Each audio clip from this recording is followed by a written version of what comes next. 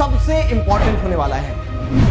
मेरे पिछले 5 सालों में मैंने जो सीखा है, जो एसेंस है, वो आपको इस सीरीज में मिलने वाला है। चाहे आप स्कूल में हो, स्कूल से बाहर हो, ये आपके एग्जाम्स में आपको लीड दिलवाती है। This is everything which I know about you, your exams and your answers. Hello everybody, this is Digraj Singh Rajput. Welcome to our channel. Finally going to reveal that surprise जिसका पिछले 8 दिनों से आप लोग इंतजार कर रहे थे। मैंने आपको तरह तरह के हिंट्स दिए। उन बहुत सारे हिंट्स में काफी सारे बच्चों ने सही गेस भी लगाया कि आखिरकार क्या आने वाला है।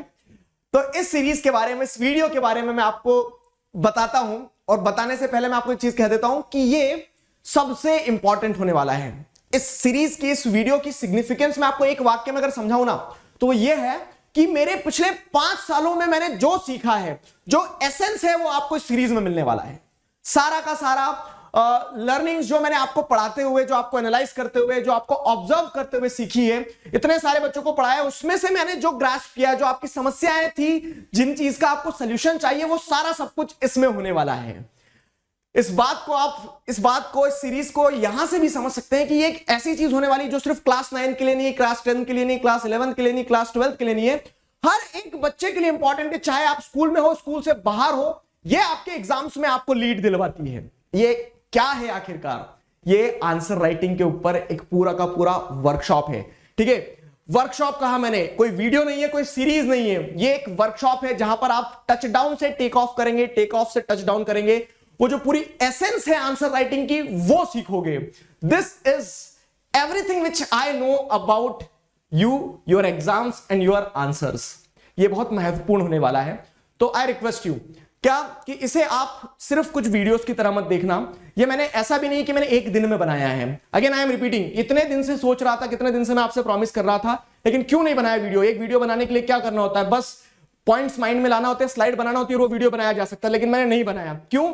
क्योंकि मैंने टाइम लिया, जितना टाइम में ले सकता था, और मैंने हर इस बारीकी को पीछे जाके देखा कि अच्छा कहां क्या प्रॉब्लम जाती थी, क्या इंप्रूवमेंट की जरूरत है, क्या मुझे गलतियां दिखती हैं। उन सारी चीजों को मैंने निचोड़ कर रख दिया। तो आई वुड से आप पेन पेपर लेकर बैठेंगे, जैसा बताऊंगा वैसा करोगे, और इसे एक वर्कशॉप की तरह ही कंसीडर करोगे। क्या है पूरी कहानी, वो आप लोगों के सामने अभी मैं रिवील करता हूं।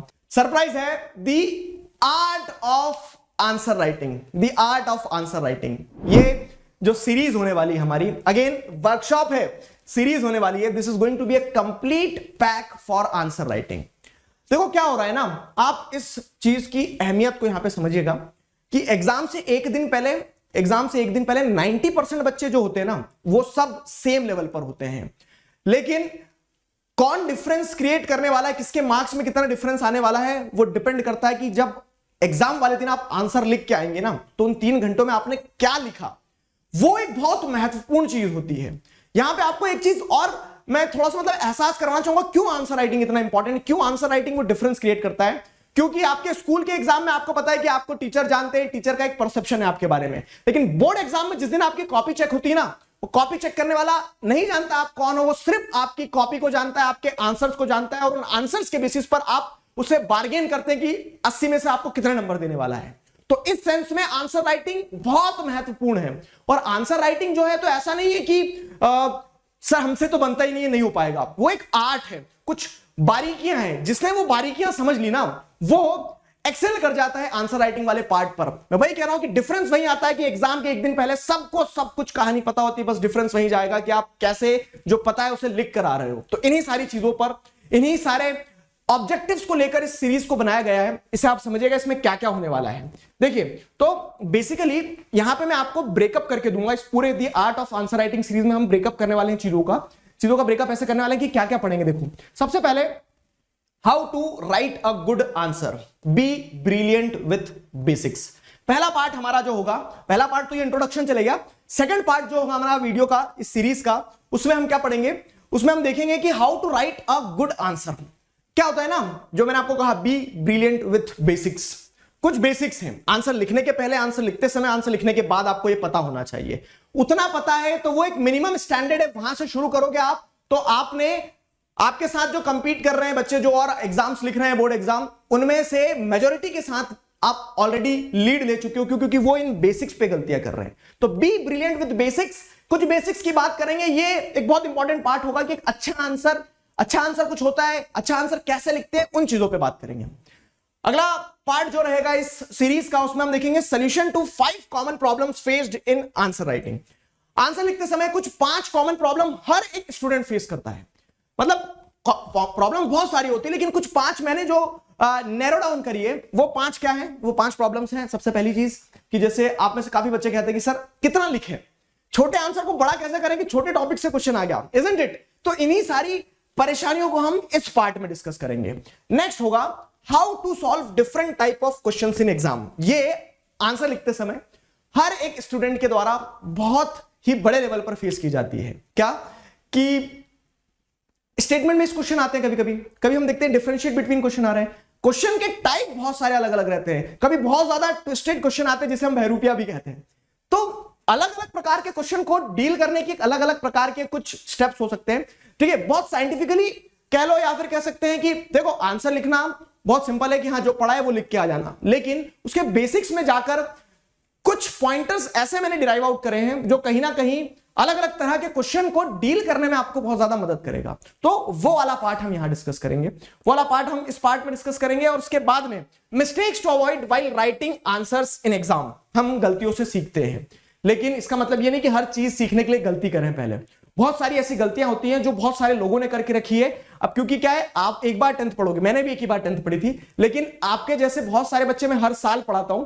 तो पॉइंट ये है कि उनकी गलतियों से आपको सिखाया जा सकता है। जरूरी नहीं कि आप भी वो गलतियां करो फिर सीखो फिर 11th में सुधार करो। तो वो जो बहुत सारी गलतियां हैं, तो बहुत सिंपल सटीक तरीके से मैं आपको बता दूंगा, आपको पेपर पे लिखना होगा, बस अपने दिमाग में छाप लेना होगा कि ये गलतियां होती हैं और ये गलतियों से आपको बचना है। That's it. आंसर लिखते समय इन गलतियों से बचना है। एंड द लास्ट, जब सब हमने बेसिक्स समझ लिए तो उसके बाद में ultimately it is the game of presentation. मैंने क्या कहा आपसे स्टार्टिंग में कि कॉपी चेक करने वाला ये नहीं जानता कि आप कैसे बच्चे हैं। आप एवरेज स्टूडेंट हो, आप बस धक्का प्लेट गाड़ी चल रही है, या फिर आप टॉपर हो, वो सिर्फ ये जानता है कि ये कॉपी और इस कॉपी में जो लिखा है, जो प्रेजेंट किया गया है, उसके हिसाब से मुझे नंबर देना है। तो वो अगर उस चीज पर महारत हासिल कर ली जाए तो द गेम इज योर्स, ठीक है। तो वहां पे भी इस चीज का विशेष रूप से ध्यान रखा जाए, क्या कि आंसर्स को प्रेजेंट कैसे करना है एग्जाम में, that is the important part. तो ये भी हम सीखने वाले हैं। अब मुझे नहीं लगता है इसके अलावा इस पूरे ये जो जितना होराइजन हमने कवर किया है, इसके अलावा कहीं कुछ ऐसा छूट रहा है जो रह गया हो, जो आपको बताना या फिर जानना जरूरी है और इसमें कवर ना हो रहा हो। तो आपको क्या करना है, बस शॉर्ट वीडियोस होंगे, अननेसेसरी हम उसको स्ट्रेच नहीं करेंगे, टू द पॉइंट बात करेंगे। और मैं आपको इन सारे आइडियाज पे, इन सारे डोमेन्स पे, इन सारे इश्यूज पे क्रक्स देने वाला हूं। सिंपल वो क्रक्स जो मैंने अपने 5 सालों में सीखा है। Again I am repeating, this is going to be the essence of everything which I know about you, your exam and your answers.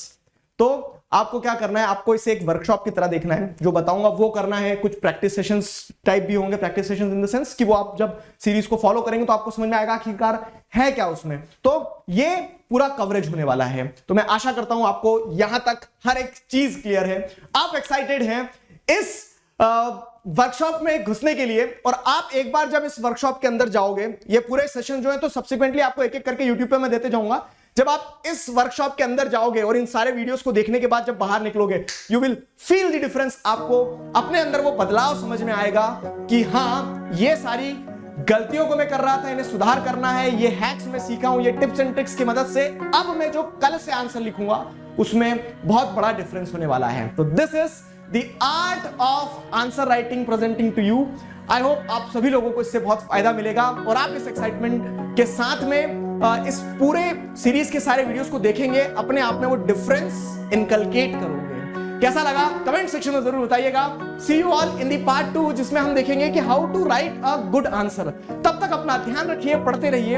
अभी के लिए साइन ऑफ करता हूं, signing off with this, together we can, we will. Thank you very much.